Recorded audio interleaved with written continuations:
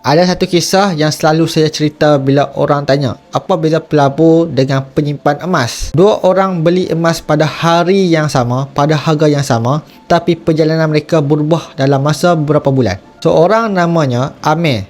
Dia beli emas sebab dia yakin harga akan naik. Setiap hari dia lihat graf emas. Bila harga naik sedikit, dia happy. Bila harga jatuh, dia mula panik. Fokus Amir hanya satu, untung cepat. Bila harga tak bergerak seperti yang diharapkan, Amir rasa emas ini tak menjadi. Seorang lagi, Alia. Dia beli emas dengan tujuan lain. Dia kejar gram emas. Setiap bulan, Alia tambah gram emas sedikit demi sedikit. Bila harga naik, dia terus menabung. Bila harga jatuh, dia anggap itu peluang untuk dapatkan lebih lagi gram emasnya. Emas bagi Alia ialah simpanan masa depan, perlindungan nilai dan asas kewangan keluarga. Selepas 6 bulan, Amir masih mengejar harga. Dia ada emas tetapi dia tak rasa tenang. Alia pula lebih bahagia, kewangan dan simpanan bertambah stabil.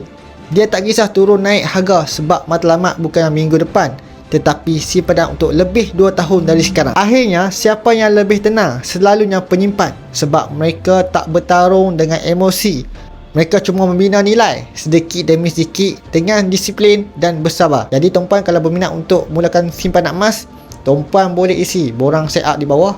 Untuk tuan-puan, saya akan ajar tuan-puan satu persatu tuan-puan. Semoga bermanfaat.